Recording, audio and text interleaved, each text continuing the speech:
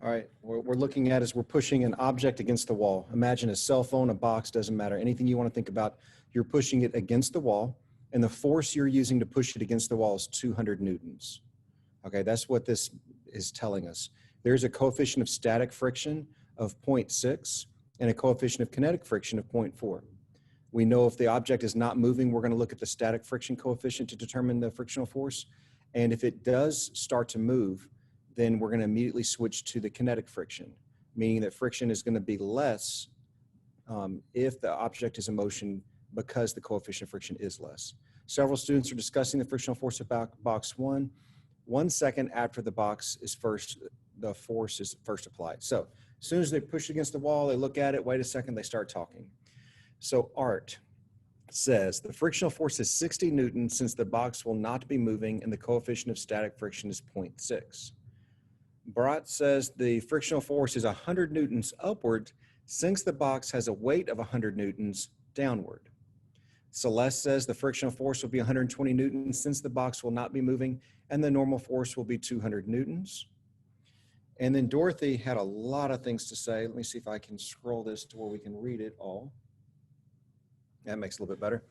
The frictional force will be 40 newtons for the kinetic frictional force and 60 newtons for the static frictional force.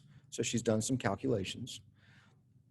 The weight is 100 newtons and the coefficient of kinetic friction is 0.4 given 40 newtons for the kinetic friction. Likewise, for the static frictional force, it has a coefficient of static friction of 0.6 giving static frictional force of 60 newtons.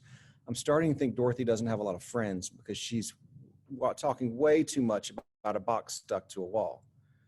All right, but let's do this. Let's unmute, take a second, unmute. Let's just talk about the things that we know. Then we'll figure out which one of these students we like, whether it's the long-winded Dorothy or the concise Art, Broad, or Celeste. So unmute.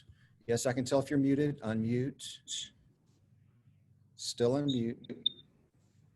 Still unmute. I think that the person that came up with these names must love their job. Just like, no. I don't know. I mean, like, they're kind of basic names, aren't they? That's a unique name. Like, I don't really see that in textbooks or like questions. Which one? The second name? Yeah, the second or the third one, or even the first one. I've never heard Art. Art. I actually knew a guy named Art. His first name was Arturo, and he went by Art. So, anyway, let's take a look at this. What do we know? It said that the box was 100 newtons. 100 newtons refers to what for this box? Force. The 100 newtons? Net force. Talk to me. Let me hear it. The weight. Net force of gravity. It's the weight or force of gravity. Either one works. Like if we said a 250-pound linebacker, because I know we're all going to the football game today, right?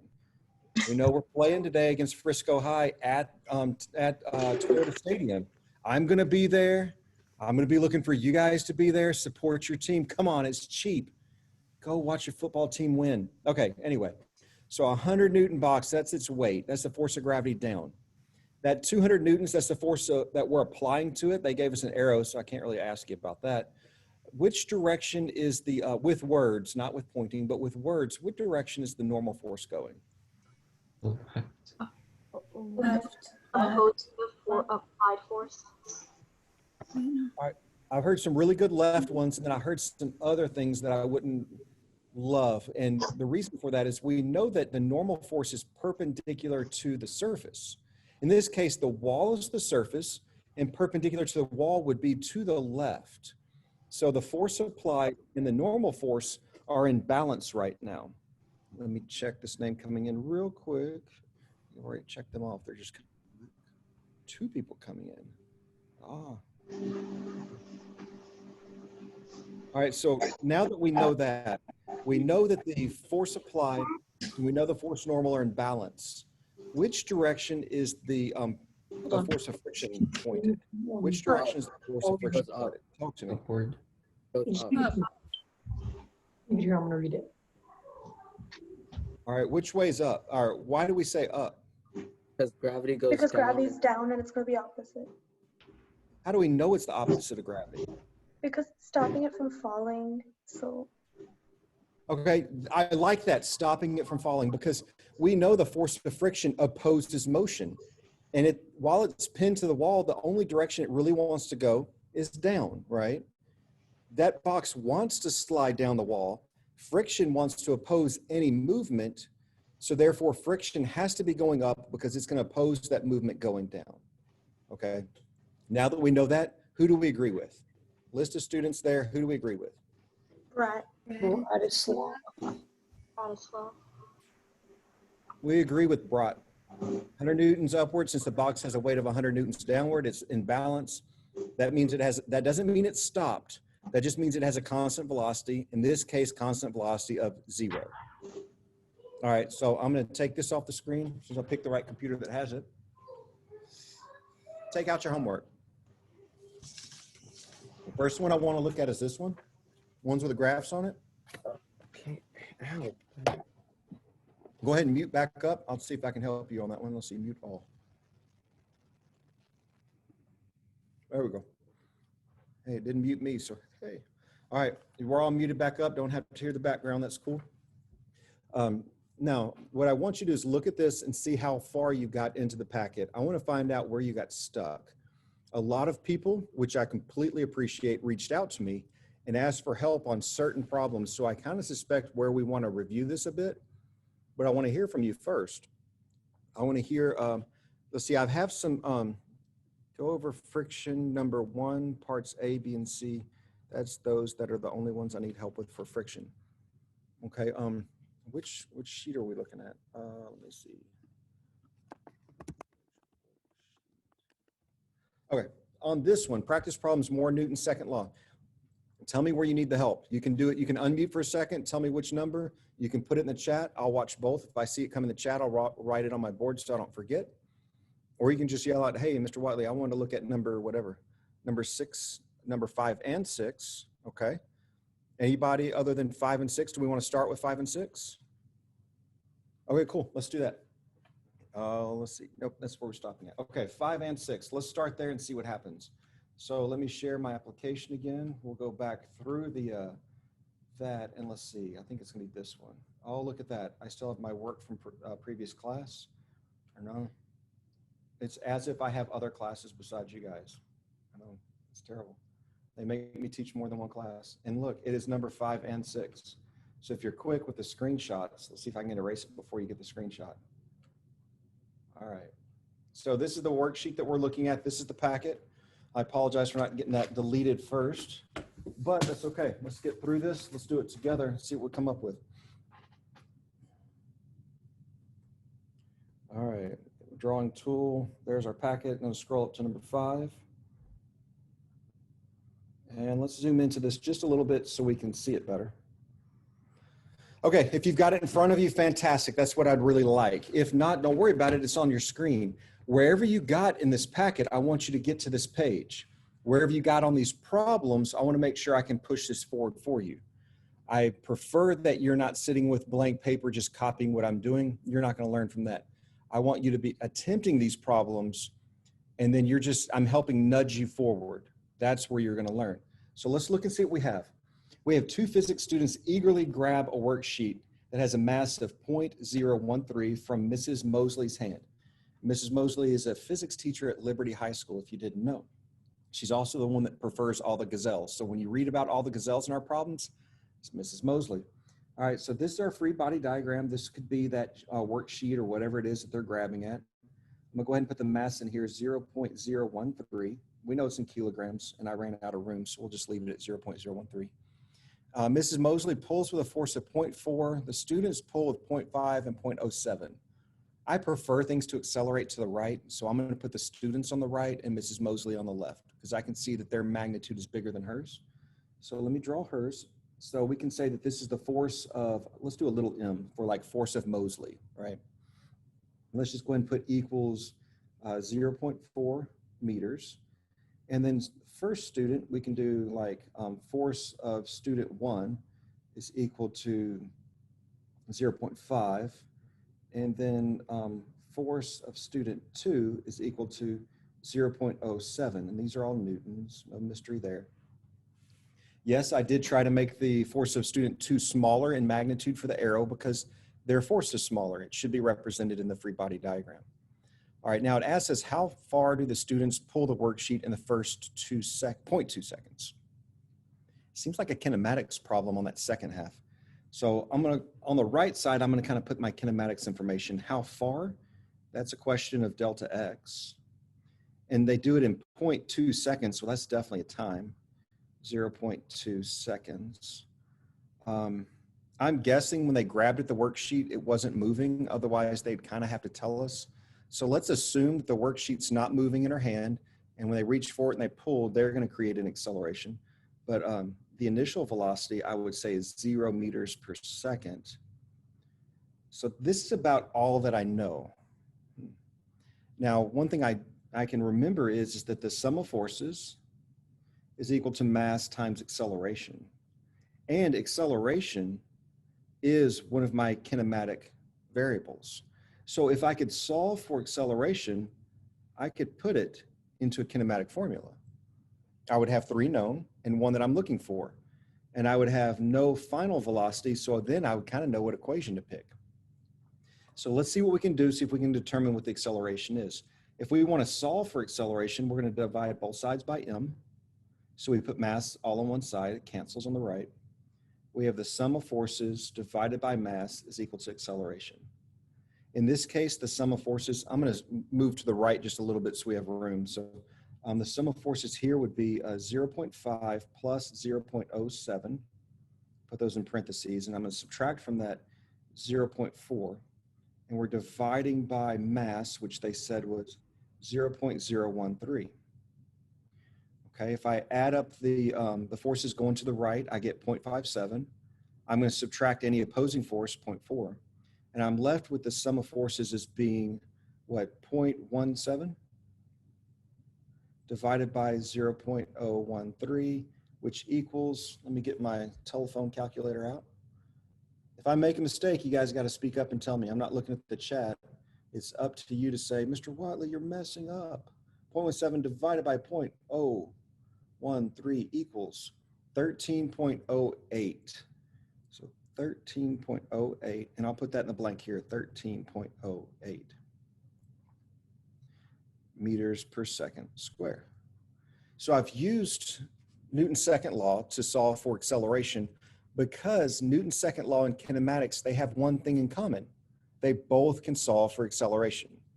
So Newton's second law allowed me to solve for acceleration. Now I've got my kinematics chart of variables where I can fill it out. Now, for those that are saying, when will kinematics go away? Soon, so very soon. I promise you it is going away. But I also promise you later in the year, you'll think back and say, man, that kinematics stuff was easy. So, I mean, you can wish it well, but at some point you're going to miss it. So the equation we're going to pick is based on not having any information or desire to know final velocity. I'm going to look at my equation chart. I see that the one that doesn't have any final velocity looks something like delta x is equal to v naught t plus 1/2 at squared. I needed to solve for delta x, and it already is. That's fortunate for me. V naught is 0, so I can circle this part and just say that goes to 0, it goes away. I'm left with delta x. So I need to admit a student to the classroom if it will let me. There we go. Delta x is equal to 1/2 at squared. So delta x is equal to 1/2 times 13.08 times 0.2 squared. I know I'm cramming it in near the margin. If you just forgive that for a second, we can put this in the calculator. So 0.2 squared would be 0.04 times 13.08 times 0.5. Yes, I did it backwards. I got 0.26. Delta x equals 0.26 meters. And let's see, this is, oh yeah, look at that. They gave us the answer here, and that's the answer we got as well. We're able to confirm our answer. Mr. Wally. Yeah, go for it. What's up? So, I mean, I also put V naught equals 0, but I was just wondering how, because I guessed for that. Like, yeah, if the worksheets had an initial velocity, I believe they'd have to tell us. And at some point, we've got to evaluate everything that we have. And then here we're just making a good estimation, a good guesstimation of saying, hey, in all likelihood, the worksheets weren't moving. Miss Mosley was holding them. They reached and grabbed them from her, and she was pulling back. But I Right. don't think they were walking down the hall doing this. I think they were standing in the classroom. So Right. it's not often that you have to absolutely take a stab in the dark here. But in this case, you kind of did. Kind of say, okay, well, what else? I can't say what the final velocity was unless I know the initial velocity. All the kinematics equations require that you have an initial velocity. There's not a single of those 4 equations that don't have initial velocity. Right. So at that point, it's like, okay, if they haven't given us something to solve for it, we must know it. And if we know it, what value do we choose? We'd have to choose 0. I don't have a better explanation than that. It's just one of those, you narrow it down, and at some point you're like, okay, I'm just going to have to say that that's what it is because that's all I've got. Now, that doesn't mean you're going to say, I'm going to make it 52, or, hey, they didn't give me acceleration, so how about, 76? Nothing like that. It's got to be based on something that's reasonable. And we can reasonably say that the teacher is standing still in the classroom and 2 boys run up and try to grab something out of her hand. Maybe they're friendly, they had her last year, they're repeating the course because they didn't listen to her last year, but here they are again, and now they're cutting up again. So they're going to be 3rd-year seniors next year, that kind of thing. So, but I get it too. It's like, wait a minute, they didn't absolutely say it. Well, sometimes we've got to stop and think things through. It's like, okay, what could we reasonably say as being accurate? And I think we can reasonably say is accurate that she was standing there. They went to pull the sheets from her, so it started at 0. Okay, that makes sense. I hope so. Thank you. All right, perfect. So let's go to B. Let's see. Here, I could work this more backwards than forwards, in my opinion, at least a little bit. I'm looking at my work from last year when I did this, and do I want to graph the acceleration first, the velocity first, or the position first? I kind of want to graph the acceleration because it's already solved, right? I already know what the acceleration is, so why not go ahead and just graph it?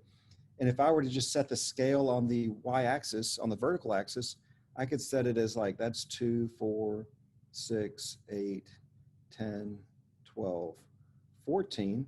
And when we worked this problem, we said that the acceleration was 13.8. So it's really going to sit kind of between 12 and 14. That's not a great representation of between 12 and 14. That looks more like closer to 12 than 14. But we get the idea. That's our acceleration. It's constant. It has no slope because it is constant, and it's sitting in a positive position between 12 and 14, which it should be sitting at 13.8. Let's imagine it is, just for me. All right. So then Mr. Wiley, I had a quick question. Go for it. Why would the acceleration be constant? Because once you pull the paper away, wouldn't it wouldn't it be the constant velocity? That's a great question. Now, first, let's isolate ourselves where the problem is. And the problem is simply at the moment that the students are pulling it away from Miss Mosley. Yes, eventually they'll pull it, she'll turn it loose, and it will keep moving across the room as they move across the room. But at this moment, it is accelerating from her. And the reason we know that is if you look at the top left corner of the shared screen that I'm sharing with you, we can see an imbalance of forces. The force of Miss Mosley still exists. That means she's not let go of the paper. The force of the 2 students still exists, and there's an imbalance of those forces. And an imbalance of forces means acceleration in the direction of the greater force. So oh, my bad. At the end of the x-axis, we would just put 0.2. We wouldn't put any other interval in between. On what point? I'm sorry. On like the x-axis, we just put 0.2 at the. Yeah. So what we're going to do is we can absolutely do that. Let me see. I did this. Let's see. This could be. Let's say the end of the x-axis is. Grab the wrong tool. Let's say the end of the x-axis is there. So 0.2 is here.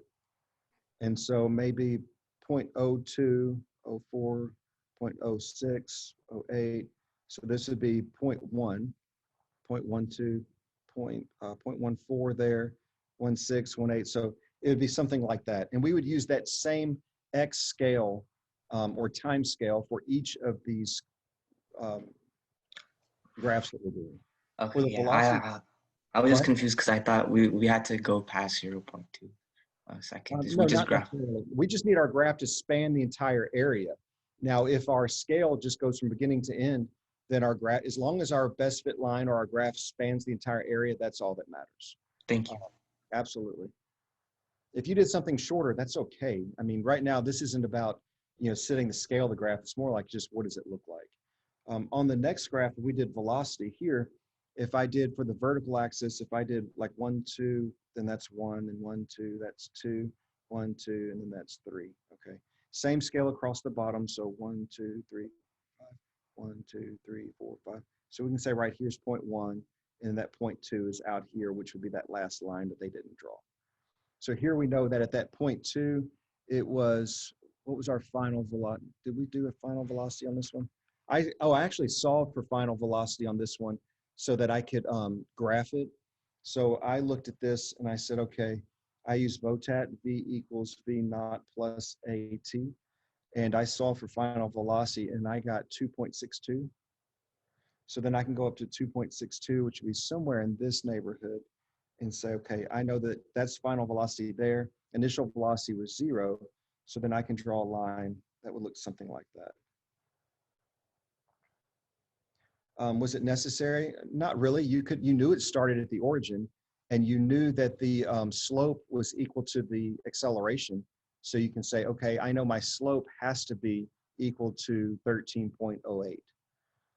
I just did it easier where I can just say, okay, what is the final velocity? So I can mark it as a point, and then I can connect the initial and final velocity.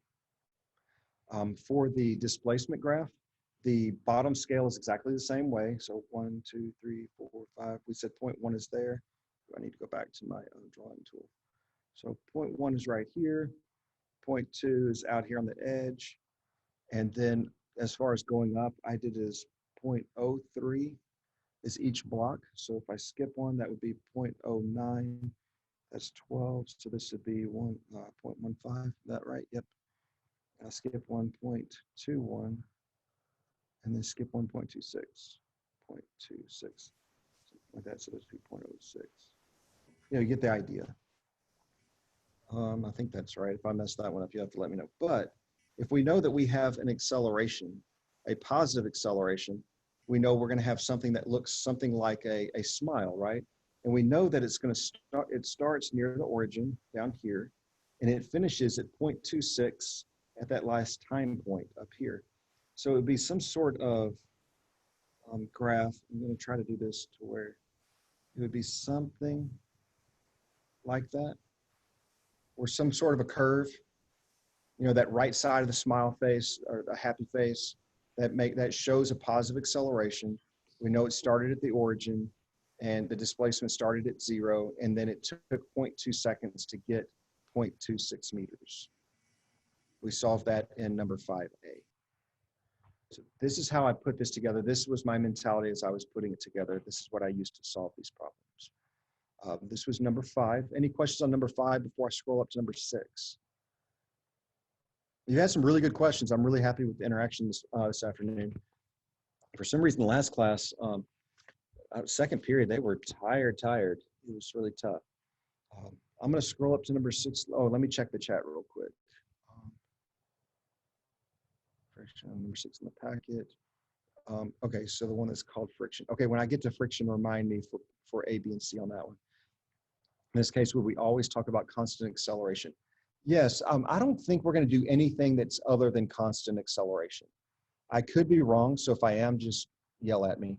But I don't think we're going to have anything other than constant acceleration, either at 0 or some value like this that is 13.08. But I don't think we're going to have any changing acceleration at all. If I'm wrong, I apologize, but I don't think we will. Let's scroll up to number 6. Okay. So now this tells us that the following is the position velocity data collected as a function of time for a 2 kilogram object. So I'm going to write 2 kilogram object right here because it's kind of buried in the directions and I'll lose that. Do not fill in any additional information yet. I hate following rules, and so I totally want to fill in this chart. So if y'all are with me, let's fill in this chart. So if we're going from position 0 to a position 15.1, we had a change of position of 15.1. And it took us from 0 seconds to 1 second for that to happen. And isn't velocity, what is velocity? The slope of Change in the position over position time. versus graph. It is the slope, but if we took the word slope out, we could say it's the change of position over time, right? That was the second half of what you were saying there.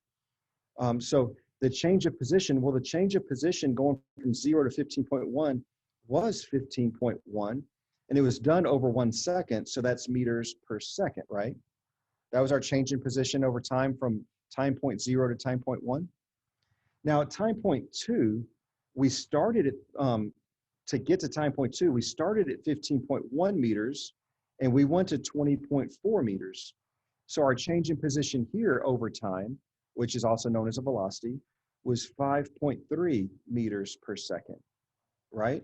We moved 5.3 meters in 1 second, going from second 1 to second 2. Do we see it so far? Is it okay? If we go to the next one, if we don't quite see it, this one will really make it interesting. Going from time point 2 to time point 3, we start at 20.4 meters and we end up at 15.9. So now we've changed direction. From 20.4 to 15.9, we've changed direction and we've gone negative 4.5 meters per second. And again, that's the number of meters we transitioned over 1 second. The last one, we're going from 15.9 to 1.6. 15.9 to 1.6 in a time span of 1 second, which would be 14.3 meters per second. That was the number of meters we went with a direction backwards in 1 second. So we filled in our velocity for this chart. What is the 20? The 20 is the initial position, or the initial velocity, which could have happened because if this is a ball, does it say what it is? Let's see, it just says an object. Yeah, it says an object that has an initial velocity, so we really don't know what's going on in the beginning. It's sort of like when we shoot the gazelle out of the cannon provides us a velocity, but I'm looking beyond the first time point because I don't know what got this object moving, but once it's in the air, nothing else is influencing its motion except for gravity, right? In the vertical, the only thing acting on it is gravity. While something did give it an initial velocity, once it's in the air, the change to that velocity is based solely on gravity. So let's see if we can prove that. I'm going to just pay attention more, not so much in this block, but from that block forward, because I want to see the transition from here to here. I want to see the transition from here to here and the transition from here to here. So even if I block out these first two, because those all are affected by that initial velocity. Now I just want to say, okay, what was the change going from 15.1 to 5.3? What was that change in velocity over time? Because that's what acceleration is. Acceleration is a change of velocity over time. So going from 15.1 to 5.3, what was that change? What's that Negative change? 9.8 meters per second squared. That's exactly right, negative 9.8 meters per second squared. What about going from 5.3 to negative 4.5? 0.8 meters per second squared. Negative 9.8 meters per second squared. What does this seem like? Gravity, right? Gravity. Yeah, I mean, all right, so normally gravity is negative 9.8 meters per second squared. We're using 10 for easy math, and we also understand it's not that much different. But now that we're graphing this, we're seeing we've got something going on here that has to do with gravity. And I believe even going to the next one would also be negative 9.8 meters per second squared. All right, negative 9.8 meters per second squared. So then if we look at this, and it asks us to create a position versus time graph, let's hold on to that for just a second. Let's scroll up. What is the acceleration of this object? Negative 9.8. Ooh, that's a terrible 8. I'm making it worse. All right, let me fix this. 9.8 meters per second squared. So we know what our acceleration is because we looked at the change in position over time. Then we looked at the change in velocity over time. Okay, so if we put our time points on this graph, now they gave us time points of 0, 1, 2, 3, 4. So we want to stretch this out a bit. So this could be 1, 2, 3, 4. Okay, we're good with that. And then for position, what if we did like 5, 10, 15, and 20? Okay, and then if we graphed this position over time, we see a position, we have 0, 0, so that's easy. Let me mark that. Next one we have is 1, 15.1. So 15.1 would be like here. Then we have what, 2, 20.4. 3 is 15.9. And 4 is 1.6. And then if we drew this graph, is that parabola, the curve. And it is a kind of that frowny face look, right? Because it is a negative acceleration, so we expect it to look, have that kind of upside down smile, that sad frowny face. And that's what our graph would look like. Now, if we use this graph to begin with, we couldn't get velocity from this. There's too many slopes on this. It's a curve. It would be very challenging to actually get a slope. So to me, it's easier in this case to look at the table and we can kind of build it from the table. We're pretty smart people. And by using the table, we were able to get the acceleration. Now C says complete the data table by filling in the velocity each of the given times. Make sure your answers are reasonable considering what you know about the motion of the object. We've totally done that already. Mr. Watley? Yeah, what's up? For our table, so do we not need to calculate the acceleration of the first two since it involves that initial velocity? I would ignore it.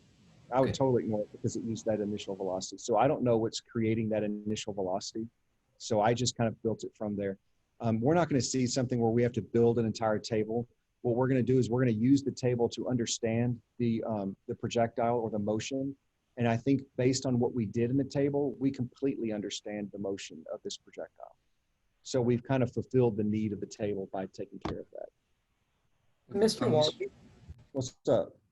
So for the so I didn't fill out the table. I first created the position versus time graph, and then I tried calculating acceleration using a kinematics equation because Okay. I was like, my thinking was that like it was like free fall. Mhm. And then I was thinking at that top point at 2 seconds, the final velocity is 0. And then that's what I was doing. And then I found negative 10 meters per second squared for acceleration. And then that's how I got all my velocities. So I was wondering if that was wrong or not. You're Yeah. not wrong. You're just going to be like off by rounding because you said at 2 seconds it hit a 0. That was the top part, right? Right. But realistically, if we look at the table that we did together, at 2 seconds, it was at 5.3. At 3 Right. seconds, it was at negative 4.5. So it's really somewhere at like the 2.4, 2.5 second-ish that it hits its peak, right? Because it's still going up at 2 seconds, but it's definitely coming down at 3. So it's somewhere around 2.4 seconds that it hits its peak. So yeah, you can estimate and you can do a great job with that, but just make sure that I'm glad you picked 2 seconds to say that that's when it changed directions. And you probably did that based on a position change, but you just have to be careful with that. Okay. You were making a best guess estimation and you ended up really well. So if it works, great. Just be careful. Okay, thank you. Because looking at the table, we don't know that 20.4 is the highest point. We just know that somewhere between 2 seconds and 3 seconds, it changed direction. Where exactly in there, we don't know. Mr. Watley, could you explain how you got the gravity as your acceleration again? What I did was I looked at the change of velocity over time. So between 1 second and 2 seconds, the velocity went from 15.1 to 5.3. And the change in velocity there is it was reduced by 9.8. Oh, Yeah, I'm just simply looking at change in velocity over time is acceleration. So in a 1 second increment, what was the change in velocity? And then I went to the next 1 second increment and said, what's the change in velocity now? So it's like hitting a speed gun on something every second, recording that velocity, and then just doing subtraction to see what the change was. all right. Thank you. Not a problem at all. These are really good discussions. I'm really enjoying these. It's really great. I think that we shouldn't have much trouble just doing a velocity versus time graph here. We're just graphing the velocity based on time off of our chart. Same with acceleration. We would just be marking a horizontal line at -9.8. That brings us to G. What's the net force on the object? The net force, let's not forget, is the sum of forces is equal to mass times acceleration. Net force is the sum of forces. They told us the mass is 2 kilograms. We calculated a -9.8 meters per second square acceleration. So therefore it is a 19.6 Newton downward net force. Mr. Watley. Yeah, what's up? So I was just asking about the free body diagram. So since we don't know like what force acted on the object to make it go up in that free fall position, for the free body diagram, do we have to put an upwards force? I love that question because I know a lot of people are going to have it, right? Now, if gravity is 9.8 downward, if gravity is, and if the acceleration that this object is experiencing is 9.8 down, do we have anything other than the force of gravity acting on this object? No. Exactly right. If we have an additional force downward, it would be bigger than 9.8. If we had any other force going upward, it would be smaller than 9.8. But since the acceleration is equal to gravity, that means that's the only thing we have. Right. So in this case, the free body diagram does not include that initial velocity wherever it came from. The free body diagram doesn't include the cannon shooting the gazelle or the foot kicking the soccer ball. It only includes once it's been put into motion, or once the experiment begins, after the kick, after the explosion. At that moment, what does the free body diagram look like? And that is this one, where you just have a 2 kilogram object with force of gravity going down. And that's supposed to be like these are great questions. I'm really enjoying this interaction. What's up? How would we tell if it's a horizontal acceleration or a vertical acceleration? You know, that's a really good question. In this case, we don't really know, do we? Let me go back to the question. Let's see if it tells us anything. We don't know. We actually don't know. I'm making the assumption that since it's 9.8, it must be talking about gravity. But it could be a car driving, applying a brake, and the acceleration happens to be 9.8 in the opposite direction of the car moving. It absolutely could be. The fact that it turned out to be the same value as gravity, I'm making an assumption, a step towards that, saying, okay, this is free fall. But this could have been a car driving and a brake is being applied, and the brake was applied such that the acceleration was -9.8 meters per second square. That's absolutely valid. Absolutely valid. There's no way we really knew this was a vertical motion compared to horizontal. Since it just had a same value as what I'm used to seeing in vertical, I made the assumption it was vertical. All right, We talked about net force. Is it correct? We said 19.6 newtons, but didn't include the direction. Sometimes when we say net forces, sometimes if we just leave it as positive, it's assumed it's moving to the right. So yes, it's preferred that so what was asked to me is, when talking about net forces, is it correct if we said 19.6 newtons, but we didn't include the direction? Yes, it's okay, because you said positive 19.6 newtons, right? So that's going to assume a positive direction. Now, just to make sure, if you haven't established or stated what direction is positive, it's better at the very end to make sure you're including units in a direction. Now, if we say, hey, in this problem, up is positive, down is negative, we finished with a -9 newtons, then we know, okay, that's talking about down. But since that's not the case here, I included the down arrow because I'm saying, okay, it's going down. Does that make sense? Positive and negative is an indication of direction, but just in case, it's good to also, or to include the arrow there when you're presenting your final answer. It's not going to hurt you. It can only help. Mr. Watley? Yeah, what's up? For this one, could it also be 19.6 newtons to the left? Because you said that it may not be gravity and it could be horizontal as well. Absolutely. Absolutely. Okay. If on this problem you decided that for your free body diagram, this is a car that was moving to the right and it applied a brake. So the acceleration was an acceleration to the left, slowing that car down. That is completely valid. And there's no way to say which one of us is more correct because it wasn't specified. Oh, this is great. You guys are doing awesome. Can we retire this sheet for now and flip over to the friction is fun work? All right, let's do that. I'm going to move this around just a second so I can get to that other sheet. Take just a second. I have to kind of minimize it to flip it to the next one.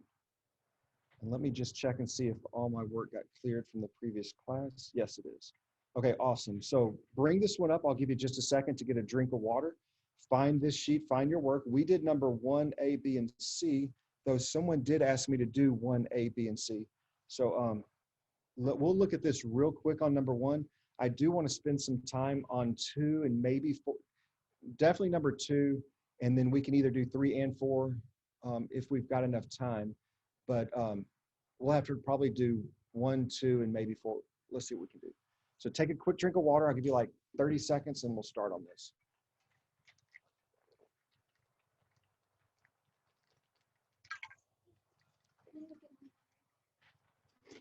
Give me 1, 2. Okay. For number 1, I'm going to go a little bit faster than normal pace since we did this one in class, but I want to make sure we warm up. Plus, it was requested, and I always like to make sure that I hit the requests.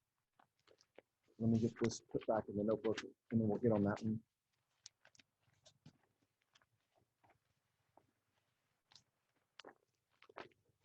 Okay. So we have, it's a 10 kilogram object that rests on a table. All right, so if we have a free, let me get my drawing tool. My apologies. We got a free body diagram. It's 10 kilogram object. It rests on a table. So we know that we have the force of gravity down, force of gravity. And since on a table, we have force normal up. Now these forces are going to be in balance because it's not moving, right? It's not accelerating up or down. It's not shooting through the table, crashing on the floor. It's not rocketing off the table and hitting the ceiling. That would be really weird. It says the coefficient of static friction. Okay, so let's write that. Coefficient of static friction is 0.6. And the coefficient of kinetic friction, let's put that in, K equals 0.3. All right, now we can just talk about what we have going on. So here we're saying that there's an applied force of 30 newtons. So let's put the force applied. And we know the force applied equals 30 newtons. We know the force of gravity is equal to mass times gravity, the acceleration of gravity. I'm going to start using this more, mg. We know force of gravity, I've been saying, is mass times acceleration. But for gravity, the acceleration is based on gravity. So it's mass times the acceleration of gravity, otherwise known as mg. Is that okay? If we say that force of gravity is mg because it's the mass times 10, the acceleration of gravity. In this case, that would be 10 times 10. So the force of gravity equals 100 newtons. And that is also equal to the force of force normal because they're in balance. Okay. All right. Now, if this object is at rest like they say it is, the force of friction is equal to coefficient of friction times force normal. For static, that's 0.6 times 100. So 60 newtons is our frictional force, meaning that any force that we apply, the static friction will match that force until we get to 60, and that's where it peaks out. So static friction will respond to force applied or any kind of force trying to make something move it and match that force until it hits its peak of 60 in this case. As soon as we exceed 60 for our static friction, when we exceed 60, at that point, static friction is gone, we're in motion, and we only consider kinetic friction, okay? So it says if the force applied is 30 newtons, that means force applied equals 30 newtons. Our object's not going to be moving. And if it's not moving, that means that the forces must be balanced for it to not have an acceleration, for it to maintain a velocity of 0. So the force of friction is equaling 30 as well. It's balanced. Acceleration is 0. It's not going to move. We have to exceed the 60 to move it. In B, it says, what if the applied force equals 58 point, oh, I didn't write that right, did I? Ooh, slow down, Mr. Watley. All right, now drawing. There we go. 58.8 newtons. Well, the frictional force will match it because it can match it all the way up to 60. Frictional force will also be 58.8 newtons. So the velocity is not going to change because the acceleration remains at 0. You have not overcome the static friction. Excuse me. I was snacking and now it's tickling. Okay.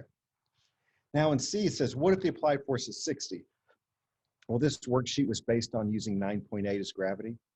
So they wanted us to exceed the static friction. So let's just change this number and let's make it 80. I don't remember if that's the number I used in class before, but let's just use that number. What if the applied force is 80? If the applied force is 80 newtons, we have overcome the static friction of 60. So now this object is definitely in motion. We've knocked it loose. It's scooting along the floor or table or whatever it's on. And now we want to know what the frictional force could be. The frictional force is coefficient times force normal. Now, since it's in motion, we're going to only look at the kinetic coefficient of friction, which is 0.3. I'm going to scroll this back to 0.3 times 100, which equals 30 newtons. So frictional force is 30 newtons. Don't forget that the sum of forces is equal to mass times acceleration. In this case, the sum of forces is Fa minus force of friction is equal to mass times acceleration. They want us to solve for acceleration. So I wrote the thing again. So I'm going to divide both sides by mass so that acceleration is by itself. Masses cancel on the right. So force of friction minus, force applied minus force of friction divided by mass will get me that acceleration. So 80 minus 30 divided by, what was it? Was it 10? I feel like it was, yeah, it's 10. Easy math, how about that? Equals acceleration. 80 minus 30 is 50. 50 divided by 10 is 5. So 5 meters per second squared equals the acceleration. And it would be going to the right based on my drawing. Okay, so this is what we went through last class. It is a little confusing because we are having to work with static and kinetic friction, understanding that static will match the force applied or the force that's trying to get you to move. It will match it all the way until it hits its calculated maximum, which is based on its coefficient times force normal. That is its maximum, but it will match whatever force is trying to get it to move until it hits its maximum. And then once you exceed the maximum, it's in motion, it's accelerating, and friction then is only kinetic using a new coefficient. All right, so number 2, yeah, go ahead. So on part B, where did you get the force of friction is equal to 58.8 newtons? Because the maximum force of friction we said is 60 right here, right? So that means force of friction will max out at 60, but it will match the force applied. It's sort of like a freshman. It's only going to do what it has to do to get by, right? Well, these kids come over from middle school and they're like, I'm in high school. I'm not going to do anything unless they make me. That is static friction, okay? So if your force applied is 2, static friction is 2.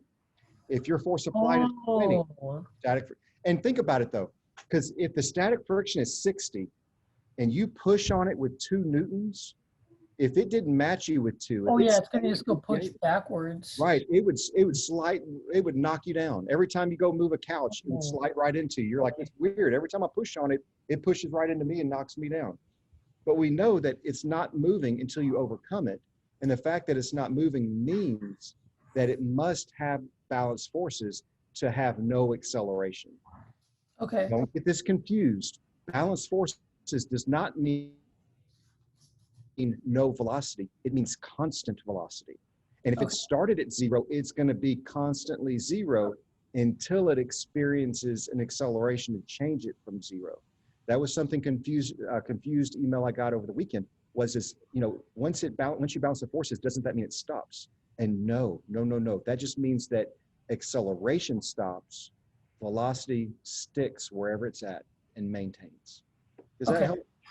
Yeah, that makes sense. So friction, so static friction, like if you know the coefficient and stuff, you can calculate the maximum static friction. But then with the force applied, the static friction will match that force. Up to its maximum, yes. Thank you. Up to whatever value you calculated, it will match you all the way up to that value, and then it's like, hey, this is as far as I go. And if you Okay. exceed it, then it's gone like it never existed, and kinetic comes in, takes its Okay. place. Thank All right. you. Absolutely. I want to make sure we are good on this, okay? I'm here for you guys to understand and make sure that we're secure in all this stuff. Let's look at, let's do number 2 and then number 4. I think those are good to look at. Now, the description here really follows the diagram. So on number 2, I'm going to read it and just kind of, you can look at the diagram. It says rightward force is applied to a 10 kilogram object. They marked it as 10 kilograms for us to move it across a rough surface at a constant velocity. So they told us that it's moving at a constant velocity, meaning it's in motion. Constant velocity means no acceleration. And they told it, and then the diagram, it has no acceleration. The coefficient of kinetic friction between the object and the surface is 0.2. They also put that on the diagram. Use the diagram to determine gravitational force, normal force, applied force, frictional force, and net force. Seems like it's asking for a lot, but let's start easy. What is the easiest thing to determine here? The absolute easiest. Somebody tell me. Gravity. Gravity.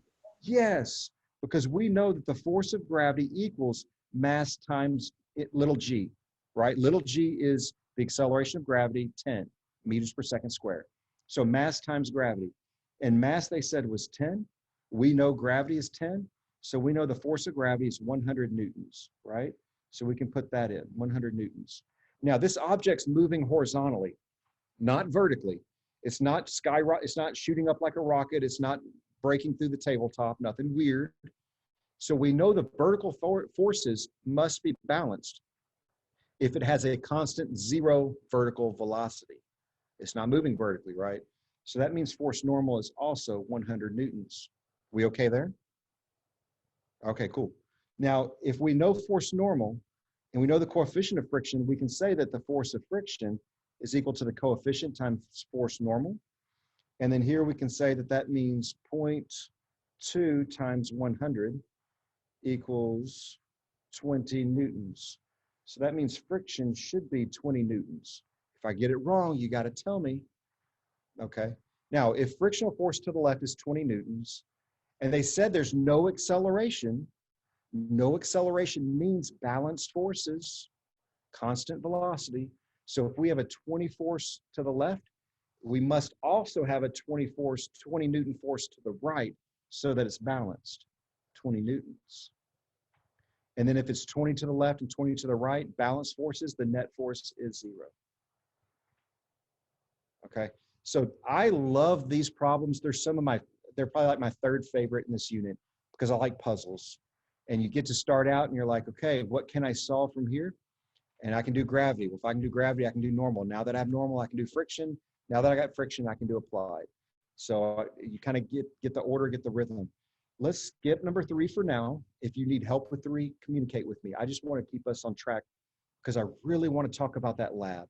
I think that lab was really cool, and there's some ideas there that I want to share with you. So let's get through number 3. Let's go to number 4. Okay, I don't need to read the paragraph because everything in the paragraph is in the diagram for us. Okay, I think I need to leave it 3 for athletics. If you want to question, we'll watch it. Yeah, absolutely. Watch the recording. Take care of what you need to take care of. That's no problem. Before the end of tomorrow, do the concept check, and then there's 3 things listed there. Let me turn my page. Friction 1, force 1, and force 2 by Monday. So those 3, do the concept check. It is challenging. And I opened it up today to where you can do it up to 100 times if you want. So take your time with it. Repeat it if you want to. I think Ms. Doyle even put in descriptions on, like, for this question, this is what you should know.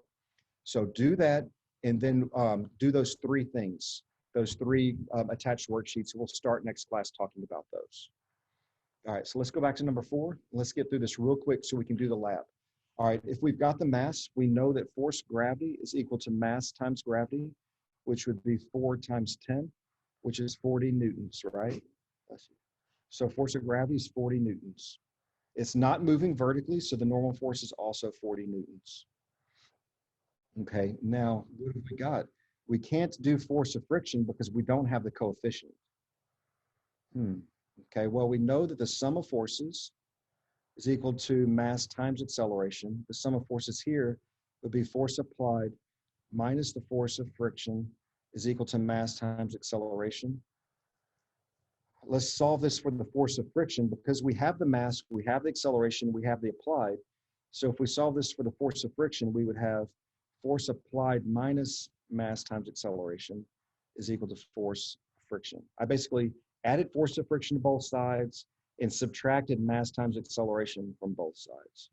Now we can enter this in and say 25 minus the mass, which is 4, times 2.5 is equal to force of friction.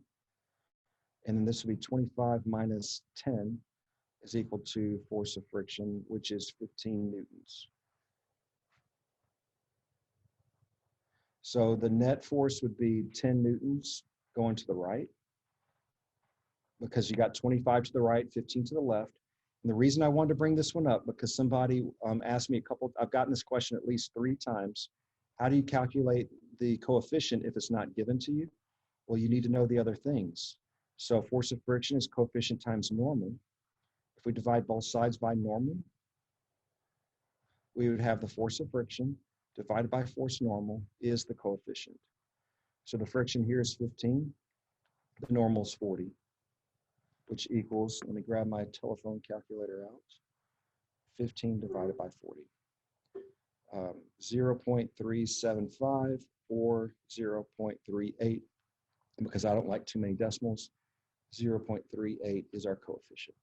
Yes, I did this one fast, but I wanted to demonstrate that last part where you can calculate the coefficient of friction. As long as you know friction and normal, you can do it. You can completely do it. Okay.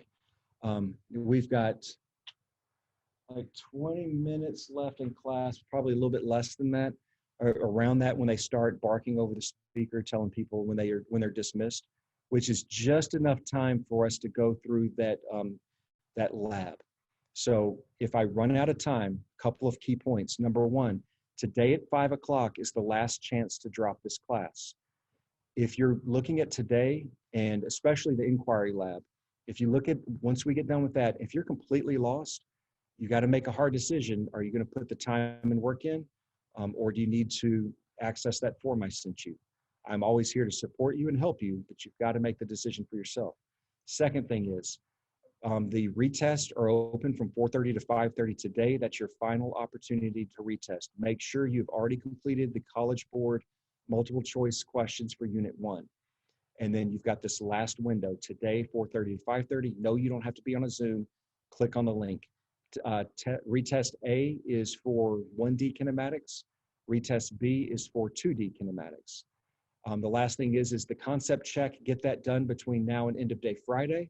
And then those 3 worksheets that I named a minute ago, friction 1 and then forces 1, forces 2, I want those completed to your best ability between now and Monday.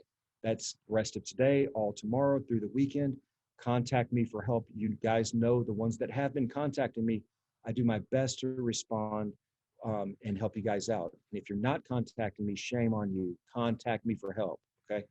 Why did you do applied force minus MA equals friction?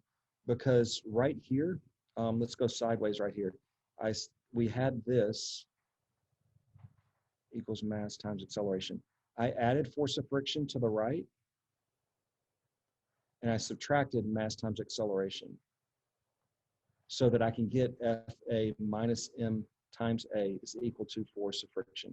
I wanted to rearrange that equation so that it solved for that.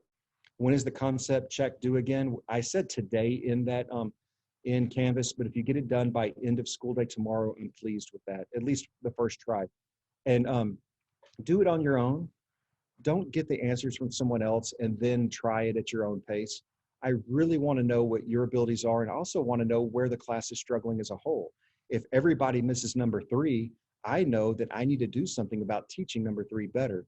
But if the one student passes out all the answers, it's kind of defeating the purpose. So don't get the answers for someone else. Don't pass the answers to someone else. It's not going against you. but it will help me understand where we need to work as a class. It's not a grade, right? You're absolutely right. It is not a grade. A concept check is a check for you and for me so that we know together what we need to be working on together. I'll never call you out. Ever, ever. I'll never call you out. When's the quiz? The quiz is on, let's see, what is today? Today's Thursday, Wednesday. Wednesday of next week is the quiz. Wednesday. You're sorry. Don't be sorry. Don't ever be sorry. You're asking questions and half the class wants to know when the quiz is. So don't be sorry. All right, so let's do this. Let's switch over to the lab. I want to see if anybody will unmute and tell me for the inquiry lab an idea. And I had a great idea brought to me by one of the students, and I'll share it with you. But I want to see if anybody else can tell me how would they design a lab to determine a coefficient of static friction based on having equipment that you would find in the normal lab. Anybody willing to unmic and talk to me? Come on, be brave. Don't make me call on somebody. All right, let me find somebody I don't like. Just kidding. I'm gonna find the one person I like the best. Let's see. Hey, I have a brave soul. All right, what do you got? It's for, hang on, I'm trying to find the lab. I had it right here. It's like buried under paper. It's no worries.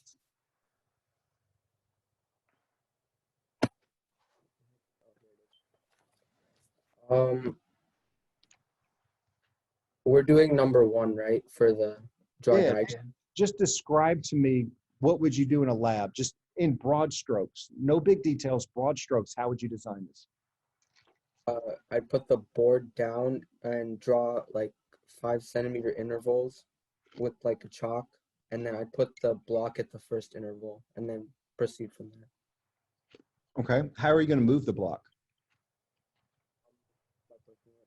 What's going to make the block move? Oh, I can't quite hear you. I really can't hear you. Oh, there, now you came back for a second. You can just push the block, or you can have something pull it. Okay, okay, great. So one thing you could do is you can push the block with like a force meter, and you could see how much force did you have to apply to make it move, and any force below that you could use as the maximum force for the static force, right? You would know the mass of the block, so you could do it. Now, what was kind of creative that I heard today is I had a student that said they would take their mass and they'd weigh it so they'd know what the force was. They would put it on a platform. Let me get my drawing tool out. They said they would put it on a platform that was a wedge, and they would increase the angle until it started to slide, and then they would reduce the angle to where it didn't slide anymore. And based on the angle, they would know what part of gravity, so if this is FG, they would know what part of gravity, what component of gravity is pulling it down the slide. And they would, based on the mass, force of gravity, they could determine it. I thought that was very, very creative. Now, I want to walk you through something that is going to, that we're going to work towards as we work into forces, okay? So you're going to have to stick with me on this one. And I think I can do it before they start yelling over the loudspeaker. So let's say I have a tabletop. Okay, this is my tabletop. That's the leg on the right, and that's the top. And then I've got this mass, okay? And this mass has a mass of M1, okay? Its name is M1, and when you put it on a scale, the scale reads back M1 kilograms, okay? Can you buy it? Are you buying it with me? Just like nod, just so I know you're alive. Sweet, all right, cool. So M1, that is mass M1. And we know that while it's sitting on the table, it has force of gravity going down, right? Are we cool with that? Quick question. Yeah, what's up? In a regular like physics lab, a scale would be used like measuring in grams, right? Not kilograms. Yeah, but you can convert it to kilograms. You're just dividing by 1,000. Okay. That's what I put on my process. I didn't actually like directly write kg. Well, let's say we have a really nice scale that we can tell it to do it in kg. So that's cool. And you're looking at details, and that's awesome. So for this, I've got this tabletop, and I've taken my object and I've put it on the scale, and it says it's M1 kg. All right, so its mass is m1. So that means the force of gravity would be equal to m1, which is its mass, times gravity, right? m1g. We said force of gravity is mg, mass times gravity. And if this object's mass is m1, couldn't we say force of gravity is m1g? Are we okay with that? It's a little bit weird, but we should be okay here. We said force of gravity is mass times gravity. And we said the mass of this object is m1. So therefore, the force of gravity is m1g. Okay. Now, the other force acting on this object is force normal. And can't we say, since this object's not moving, that it is balanced forces, right? The forces are balanced. So that means Fg is equal to Fn. And we've said Fg is equal to m1g. So we could so far as to also say that the force normal is equal to m1g, right? If they're all equal to each other, force normal is m1g. We buying what I'm selling so far? Okay, cool, cool. This is good because I got to do this in steps so we can stay together. Now, what if, let me use a different color. Let's go with green. What if I were to pull this way? So this is my force applied. And my friction would be this way, force of friction. And if I pulled on it to max out the force of friction, right? My pull is going to max the force of friction so that the object doesn't move. But if I pulled any harder, it does move. Okay, so I'm going to say that my force applied is equal to the force of friction. Okay, it's like pushing on a desk and not getting it to move. But if you pushed any harder, it moves. So I'm maxing out that static force, that static friction, but it's not moving yet. Okay, so I'm saying that my force of friction is equal to my force applied. And I know force of friction is equal to coefficient times force normal, right? That's straight off the formula chart. Nothing exotic yet. But remember, force normal in this case is equal to m1g, right? So I could say force of friction is equal to the coefficient times m1g, right? So far, I'm saying if A is B and B is C, that means A is C. And nothing exotic. This is still 6th grade math a little bit with the ABC stuff. Okay, so we're cool. But for the experiment, I need to know how much I'm pulling with or pushing with. I need to know the force of that applied force, right? What is that applied force? Okay, so let me draw a line and then let's add something to this. So everything on the left we kind of agree with. And if we're cool with this, we're doing great. Now, if I lose you after this, you're still doing great. If you stay with me the whole time and you get it, you're like the top of your class. So let's determine, are you like in the middle doing okay, or are you at the top of your class? Let's see. All right, so let me draw. I'm going to go back and I'm going to draw my object again. So I've got my tabletop. I've got M1. And I'm going to put a little pulley right here. And I'm going to, instead of pull, I'm going to use a rope and I'm going to hang another mass right here. I'm going to call this one M2. Okay. Forget about M1 right now. Let's just talk about M2. Okay. So forget M1 exists. All we see is M2 just hanging there, dangling. This is like decoration hanging off your ceiling. This would be like your ceiling fan hanging off the ceiling if it was hanging by a rope, which they don't hang by ropes, but let's say they did. It's not moving. And if it's not moving, that means there's no acceleration. That means its forces are balanced, right? Forces are balanced, right? Okay, what are the forces here? Tension and gravity. Exactly right. We have tension and gravity. Here, gravity is Fg, and Fg we said is mg, right? Which would be m2g, mass 2 times gravity. And I don't mean mass times 2. I just mean mass number 2 times gravity. Cool? Okay. And then going up is tension, which is also equal to m2g because it's not moving. They're balanced, right? They're totally in balance. And what I'm going to propose is this M2 mass. I keep adding weight to it until it moves M1.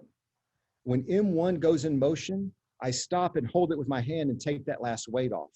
So now I have balanced the downward force of M2 is equal to the static force, a static friction force of M1. So what I'm wanting to say is that if I put friction back in here, I've designed this such that I'm using gravity to determine and pull, okay? I'm gonna take this drawing and I'm gonna make it linear now, okay? Allow me to draw this. What if I drew it like this? M1 connected to M2. Going to the right off of M2, I have the force of gravity. Remember, that's what's pulling on the end of M2. On the left, what's pulling on M1 was the force of friction, right? I'm just taking the diagram and on paper, putting it linearly. In real life, if you put it linearly, gravity still points down. But if we just take the diagram and say, hey, what's tugging on this on the right side is force of gravity. What's tugging on this on the left side is friction. Are you okay with me there? Okay, we'll call this a big freaking object in about a week and a half, okay? But for today, we're just making it linear. So to the right, I have the force of gravity. To the left, I have the force of friction. The force of friction to the left, we've said, is coefficient of friction times M1G. And on the right, we've said that Fg is equal to M2G, right? Didn't we say that? And if it's not moving, aren't they balanced? Okay, so then what if we said coefficient of friction times M1G is equal to M2G? Check that out. Could we simplify that? What could we get rid of? Couldn't we Gravity. eliminate? Gravity shows up on both sides. They cancel out. That means coefficient times M1 is equal to M2. And if we want to solve for the coefficient, divide by M1 on both sides. And what we get is, I'm sorry, I got to scroll this up so we can all see it. We get the coefficient is equal to, those cancel out, M2 divided by M1. Gravity's canceled out. So here we've created an experiment where all we need is a little piece of string and a pulley so it doesn't drag on the countertop, some weights of known mass, and then we just stack them until it starts to move, take off the last mass, stop it from moving, and we can say, okay, as long as we know the weight, all the equipment we need is a scale and some mass that we can, some objects that we can stack up until it starts to move. And then our equation that it asks us for, theory, derive an equation for the coefficient of static friction in terms of quantities measured in the procedure in form A. Well, we're just simply going to measure mass 1, we're going to measure mass 2 in terms of kilograms. Mass 2 divided by mass 1 will be our coefficient of friction. Okay, now, let me ask you. I lost you from the beginning and I don't know even where I am. I kind of get it, at least through when you did that vertical line, but then when you dropped M2 over, I got lost. I'm aces and I totally get this. Tell me what you got. Everybody's got to vote. Come on. There you go. All right, let me, Ashmit, where are you at? I think his camera's out. I think he might have even told me. All right, hold on, let me pan over to everybody else. All right, awesome. I don't see any downs, a couple of sideways and mostly's up. Okay, put them down. Now, experience really helps because in first period, they were all like, what? But I figured out how to present it. And that's why I didn't post first period's recording. I'm posting y'all's recording. All right, so the reason I'm presenting it this way is, you see how I broke apart what force of gravity was to M1G, and then eventually we got rid of the G? Doing things like that, we're gonna do a lot of all year long.